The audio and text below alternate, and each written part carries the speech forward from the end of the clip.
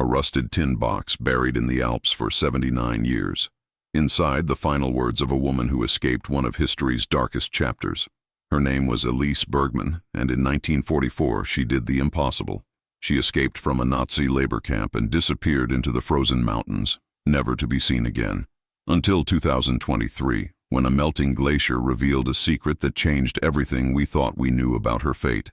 This is not just a story of survival. This is a story of courage, of love, of a message that traveled through time to reach us when we needed it most. What was written in that tin box will break your heart and restore your faith in the human spirit. Stay until the end, because Elise's final words contain a truth that the world desperately needs to hear today. Vienna, Austria, 1938. The city that had once been the heart of European culture, music, and art was transforming into something dark and sinister. The Anschluss, the annexation of Austria by Nazi Germany, had just occurred. Jewish families who had lived in Vienna for generations suddenly found themselves stripped of their rights, their property, their dignity. Among these families were the Bergmans. Samuel Bergman, a respected physician, his wife Rachel, a piano teacher beloved by her students, and their two children, Elise, 20 years old, a brilliant medical student at the University of Vienna, and David, 17, who dreamed of becoming an architect. The Bergman family had deep roots in Vienna. Samuel's grandfather had been a prominent lawyer who had helped draft important civil rights legislation in the late 1800s. The family had contributed to Vienna's cultural and intellectual life for over a century.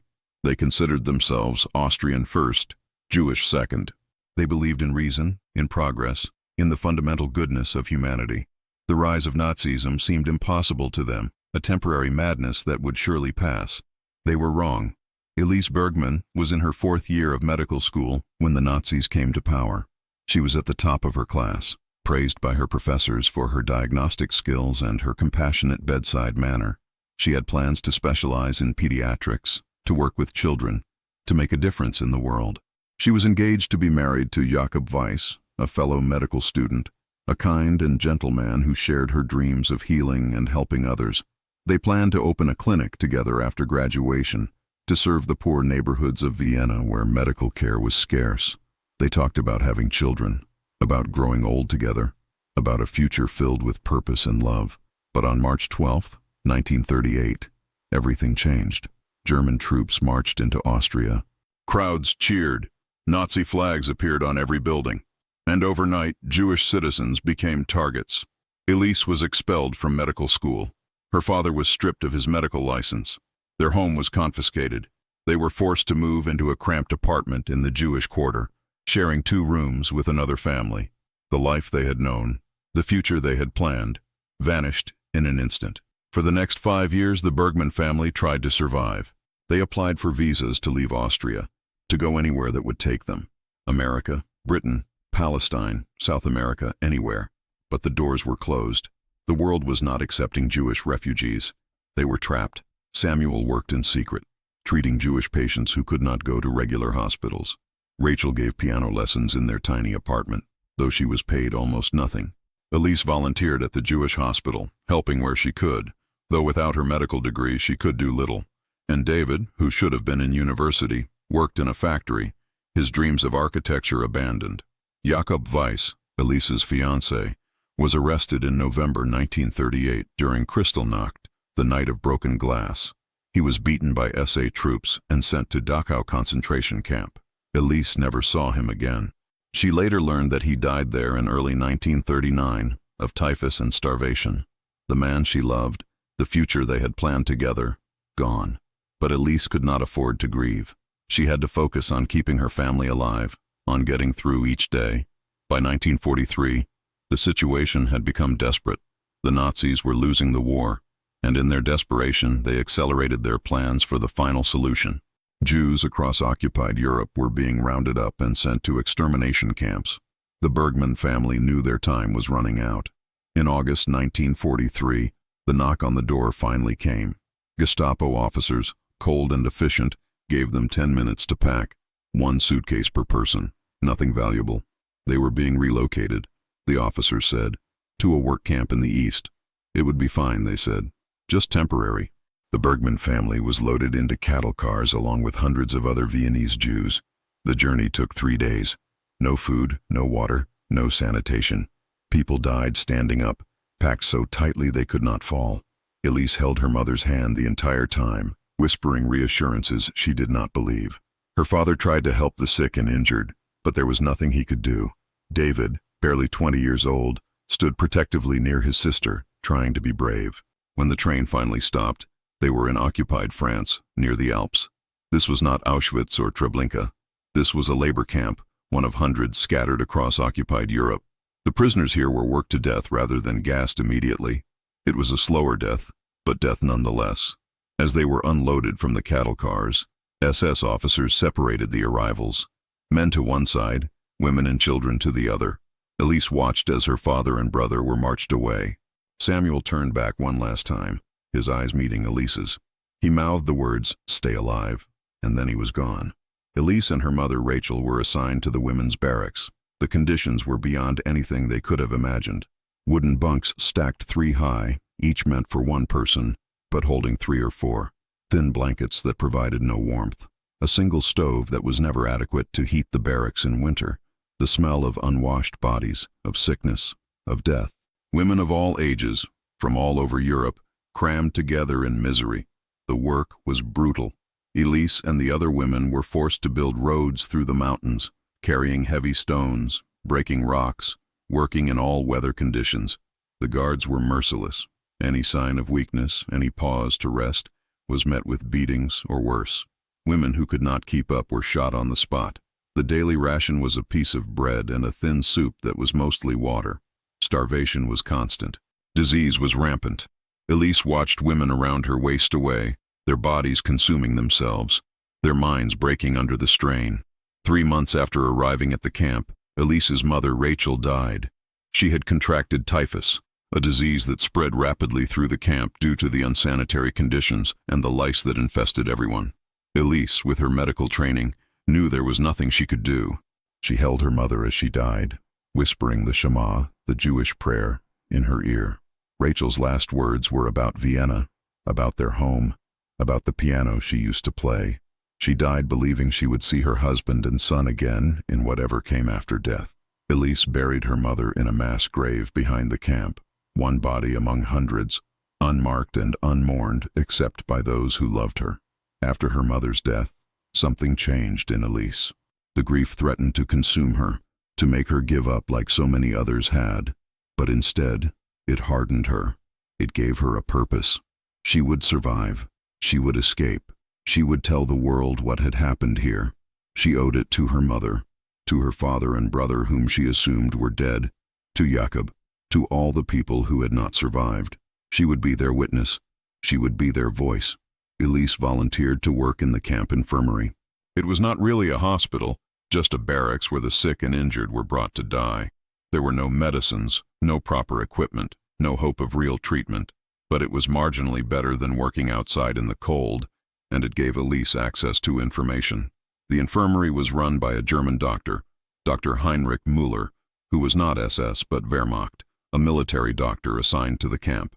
He was not a kind man, but he was not as brutal as the SS guards. He saw Elise's medical knowledge and allowed her to assist him, though he made it clear she was still a prisoner, still subhuman in his eyes. Working in the infirmary, Elise learned things. She heard guards talking about the progress of the war. By late 1944, it was clear Germany was losing. The Allies had landed in Normandy. The Soviets were pushing from the east.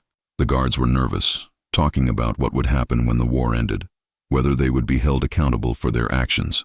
Some talked about liquidating the camp, killing all the prisoners before the Allies arrived to eliminate witnesses. Elise knew she had to act soon. She also learned the layout of the camp, the schedules of the guards, the weaknesses in security. She observed everything, memorized everything. She stole small items when she could, a knife from the infirmary, matches, a piece of paper and a pencil. She drew a map based on what she heard guards saying about the surrounding area. The nearest town was 15 kilometers to the north. The Alps rose to the south and east. The camp was in a valley, surrounded by mountains. Escape seemed impossible, but Elise was determined to try. By December 1944, Elise had a plan. It was desperate, with almost no chance of success, but it was something. She would escape during the night shift change at midnight when security was weakest. She would head south into the mountains rather than north toward the town where patrols would be searching. The mountains in winter were a death sentence, but so was staying in the camp. At least in the mountains, she would die free. Elise told no one about her plan. Trust was dangerous in the camp. Informants were everywhere, prisoners who betrayed others for an extra piece of bread. She kept her preparations secret, gathering her stolen items, hiding them in her thin mattress. She studied the fence, looking for weaknesses. She noticed that near the eastern perimeter, where the fence met a rocky outcrop, there was a gap in the barbed wire, partially hidden by shadows. It was small, barely big enough for a person to squeeze through, but it was her chance. On the night of December 15th, 1944, Elise made her final preparations. She wrapped her feet in strips of cloth torn from her blanket to provide some insulation against the cold. She put on every piece of clothing she had, which was not much. Her prison uniform, a thin coat, a scarf. She hid the knife and matches in her pockets. She took one last look around the barracks at the women sleeping or lying awake in the darkness, and she felt a pang of guilt. She was leaving them behind, but she could not save them. She could only save herself and hope that by escaping, by surviving, by telling the world what had happened, she could honor their suffering. At 11:45, Elise slipped out of the barracks. The camp was quiet, most prisoners too exhausted to do anything but sleep. The guards were at their posts, but they were cold and bored, not expecting any trouble. Elise moved through the shadows, her heart pounding so hard she thought it would burst. Every sound seemed amplified. The crunch of frozen snow under her feet, the distant voices of guards, the barking of dogs in their kennels. But she kept moving, kept her focus on the fence, on the gap she had spotted. She reached the fence at 11:58, 2 minutes before the guard shift change. She could see the gap in the barbed wire, could see freedom beyond it. But she also saw how small it was, how the wire was rusted and sharp. She would have to squeeze through, and it would cut her. But there was no other way.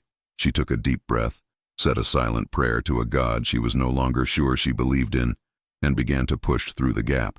The barbed wire tore into her hands, her arms, her face.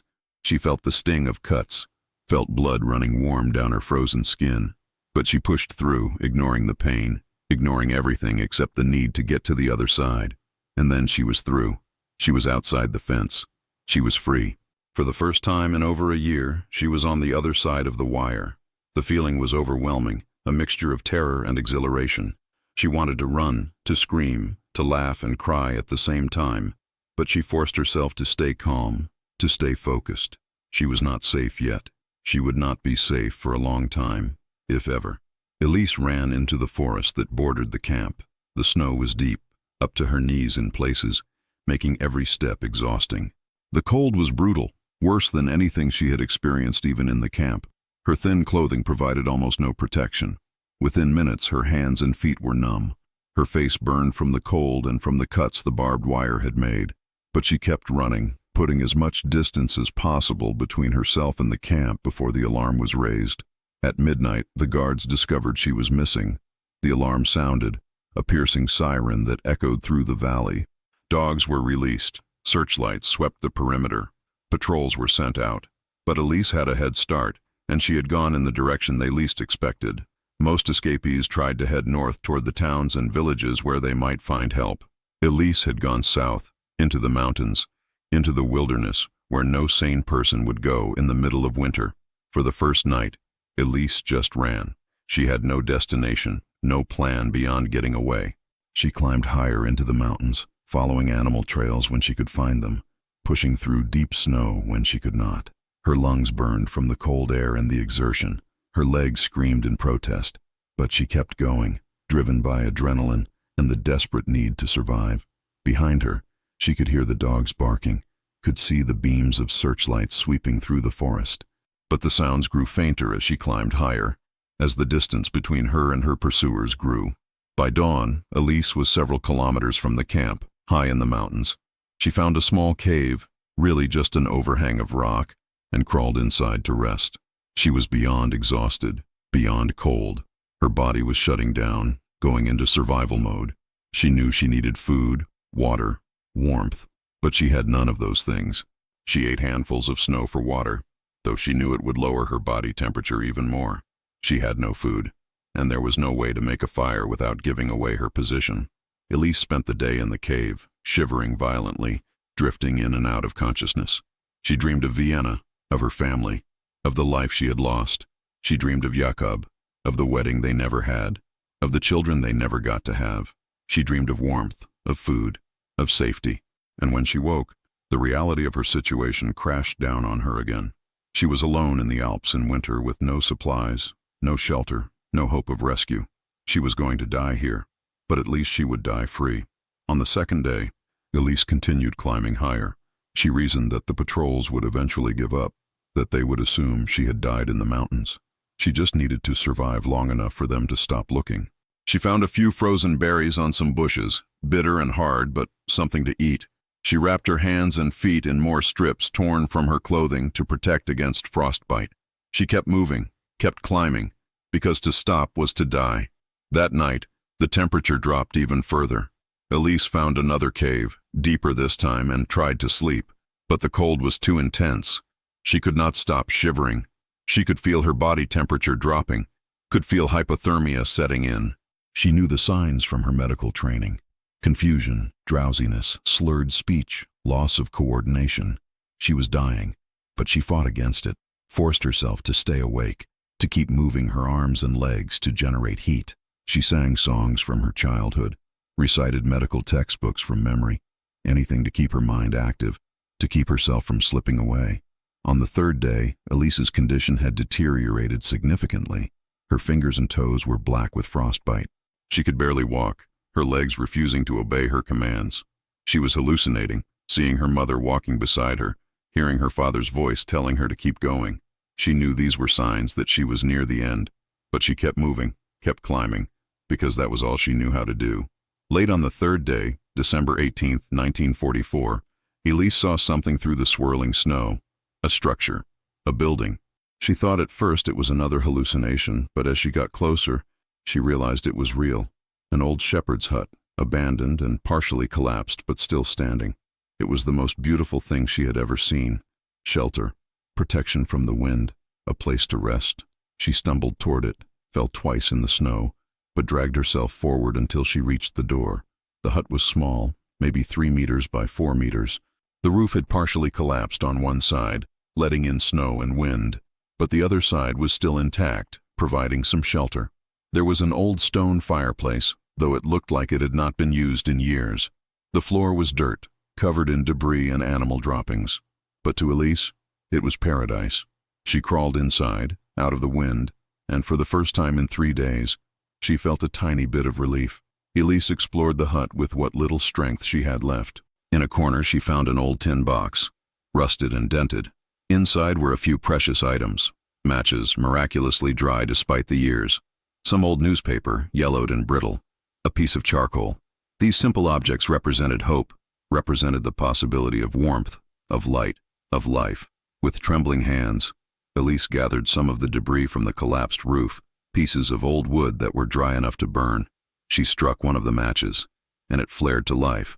The tiny flame seemed like a miracle. She carefully lit the wood, and soon had a small fire going in the fireplace. The warmth was incredible, almost painful after days of freezing cold. Elise held her blackened hands over the flames, feeling sensation return in waves of agony. She knew her frostbite was severe, knew she would likely lose fingers and toes if she survived. But in that moment, the warmth was worth any price. As Elise sat by the fire, she realized something. She was going to die here. She had known it intellectually for days, but now she truly understood it. She was too far from civilization, too injured, too weak. Even if the patrols had given up searching for her, even if she was safe from recapture, she could not survive. She had no food, no way to get food. The frostbite was too severe.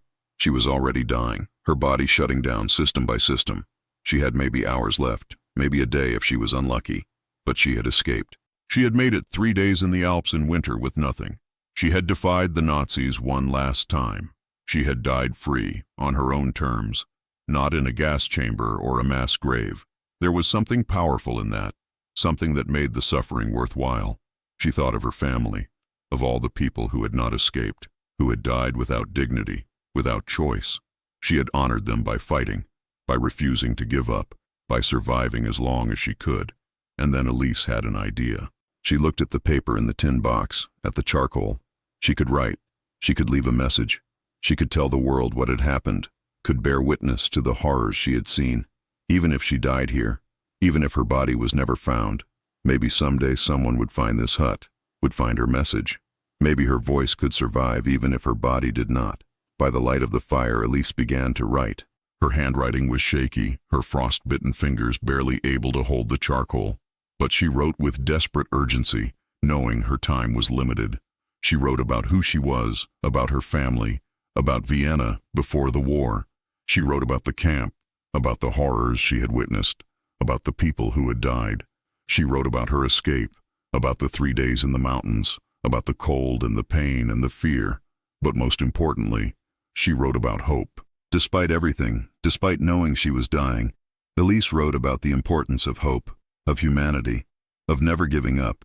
She wrote, "My name is Elise Bergman. I was born in Vienna, Austria, on April 7, 1918. I was a medical student at the University of Vienna. I wanted to be a doctor, to help people, to heal the sick and comfort the suffering. That was my dream, my purpose, the future I had planned. In 1938, the Nazis came to power in Austria. Everything changed. My family lost everything. We were stripped of our rights, our property, our dignity. We became less than human in the eyes of the state. In 1943, we were arrested and sent to a labor camp in France. My father Samuel, my mother Rachel, my brother David. We were torn apart. My mother died of typhus in the camp. I do not know what happened to my father and brother, but I believe they are dead. I escaped from the camp on December 15, 1944.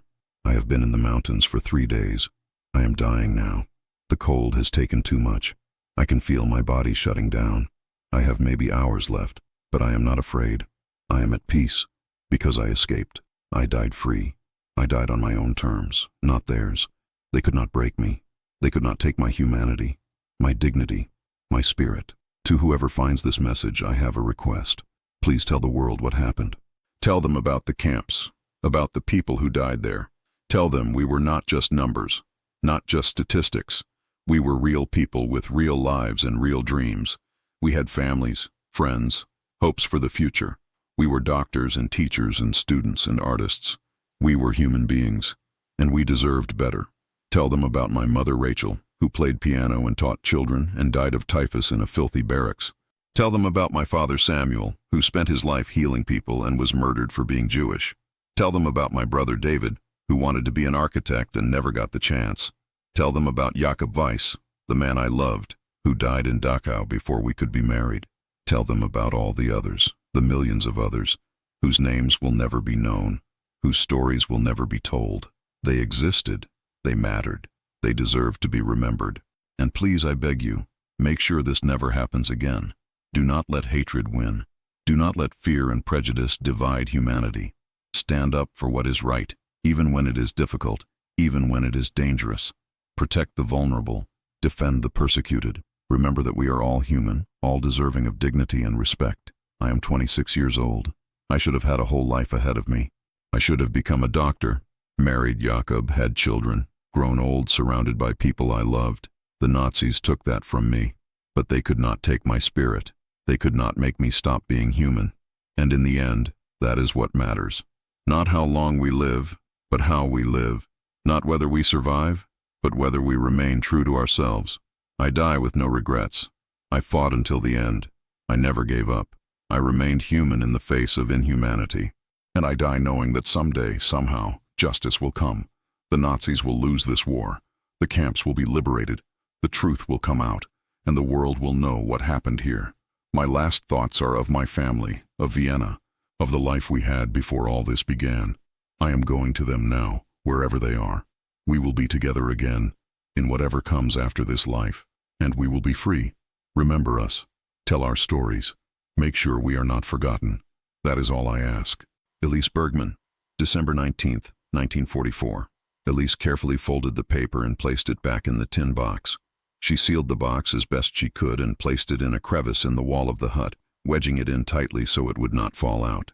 She hoped that someday, maybe years from now, maybe decades, someone would find it.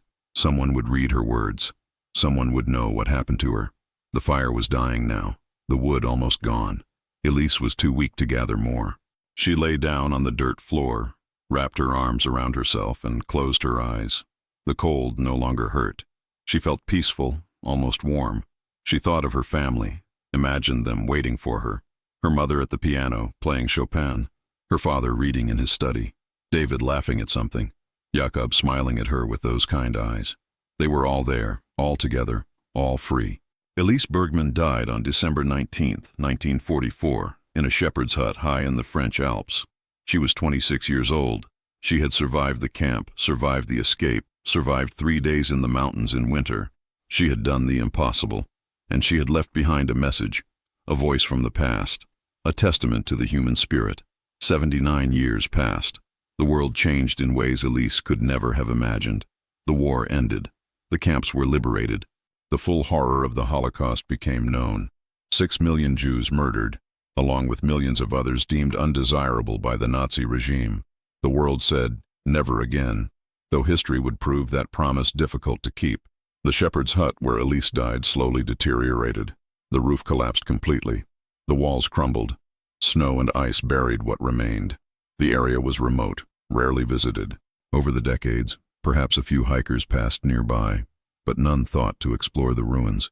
The hut became just another forgotten structure in the vast expanse of the Alps. And inside, hidden in a crevice in the wall, the tin box waited. Through decades of snow and ice, through summers and winters, through all the changes the world went through, the box remained, protecting Elise's message, keeping her voice alive. By the early 21st century, climate change was accelerating. Glaciers across the Alps were melting at unprecedented rates. Areas that had been covered in ice for centuries were being exposed. Scientists warned of the consequences, of rising sea levels, of changing weather patterns. But there was an unexpected side effect of this melting. The ice was giving up its secrets. Old hiking equipment from decades past, artifacts from World War II, planes that had crashed in the mountains, and sometimes human remains. In August 2023, a group of hikers was exploring a remote area of the French Alps. The group consisted of 6 people, all experienced mountaineers, led by Marie Dubois, a 32-year-old history teacher from Lyon. Marie had been hiking in the Alps since she was a child. She loved the mountains, loved the sense of history that permeated every valley and peak. She knew that these mountains had seen so much, had witnessed wars and peace, had sheltered refugees and hidden secrets. On this particular day, the group was exploring an area that had recently been exposed by the melting of a glacier. The landscape was stark, almost alien, with rocks and debris that had been hidden under ice for who knows how long. Marie was fascinated by the possibility of finding artifacts, maybe old equipment from early mountaineers, maybe something from World War II. The Alps had been a battleground and a refuge during the war, and there were still discoveries being made. As the group made their way across the newly exposed terrain, Marie noticed something in the distance, a pile of stones that looked too regular to be natural. She called to the others, and they made their way over. As they got closer, they realized it was the ruins of a structure, probably an old shepherd's hut. Such structures were common in the Alps, built centuries ago and long since abandoned. But this one was particularly deteriorated, barely recognizable as having once been a building. Marie loved exploring old structures. She was always curious about the people who had built them, who had lived in them, what stories they could tell. She began carefully moving stones aside, looking for anything interesting. The others in the group spread out, exploring the surrounding area. And then Marie saw it. A metal box, rusted and corroded, wedged tightly in what had once been a wall. Her heart began to race. This could be something significant. She carefully extracted the box, which took several minutes of gentle prying. The rust had essentially welded it into place. When she finally got it free, she held it up for the others to see. The box was about 20 centimeters long, 10 centimeters wide, and 5 centimeters deep. It was completely rusted, the metal corroded by decades of exposure to moisture. But it was still intact, still sealed. The group gathered around as Marie tried to open the box. The lid was stuck, rusted shut. They tried gently prying it with a knife, careful not to damage whatever might be inside. After several minutes of careful work, the lid finally gave way with a screech of protesting metal. Inside, protected by the metal box and the relatively dry air of the high mountains, was a piece of paper. It was yellowed and brittle, but still intact, still legible. Marie carefully lifted the paper out of the box. Her hands were shaking. She could see writing on it, handwriting in German. She began to read aloud, translating as she went, and as the words registered, tears began streaming down her face. The other hikers stood in silence, listening, many of them crying as well. They were holding a piece of history, a voice from the past, a message that had waited 79 years to be found. When Marie finished reading, there was a long silence. No one knew what to say. They were standing in the ruins of a hut where a woman had died alone 79 years ago, and they had just read her final words. It was overwhelming, humbling, heartbreaking. Marie carefully placed the paper back in the box and sealed it. They needed to get this to the authorities immediately. This was not just a historical artifact. This was evidence of a life, a death, a story that needed to be told. The group hiked back down the mountain as quickly as they safely could. Marie called the local police as soon as they had cell service. She explained what they had found, where they had found it. The police took the report seriously and contacted the Regional Historical Society and Holocaust researchers. Within 24 hours, experts had arrived at the site. A thorough search of the area around the hut was conducted, and there, partially buried in the ground beneath where the hut had stood, they found human remains. A skeleton, still partially clothed in the remnants of a prison uniform. The remains were carefully excavated and transported to a forensic laboratory for analysis. Meanwhile, the message in the tin box was being authenticated. Handwriting experts, historians, Holocaust researchers all examined it. The paper was analyzed, dated to the 1940s. The handwriting was consistent with someone writing in difficult conditions, with damaged hands. The content matched historical records of the camps in the area, and most significantly, records were found of an Elise Bergman, medical student from Vienna, who had been a prisoner at a labor camp near the Alps and had been reported as escaped on December 16, 1944. DNA analysis of the remains was conducted. Distant relatives of the Bergman family were located, descendants of cousins who had survived the war. The DNA matched. The remains were confirmed to be those of Elise Bergman. She had made it 4 days after her escape. She had climbed high into the Alps. She had found shelter, and there, in that abandoned hut, she had written her final message and died. The discovery made international news. Elise's story touched millions of people around the world. Here was a woman who had suffered unimaginable horrors, who had every reason to give up, but who fought until her very last breath. Her message, written in the face of certain death, was not one of hatred or despair. It was a message of hope, of humanity, of the unbreakable human spirit. It was a reminder of what had happened during the Holocaust, a voice from the past speaking directly to the present. The tin box and its contents were placed in the Vienna Holocaust Memorial Museum, where they remain on display today. The exhibit is one of the most visited in the museum. People from around the world come to see the box, to read Elise's words, to connect with her story.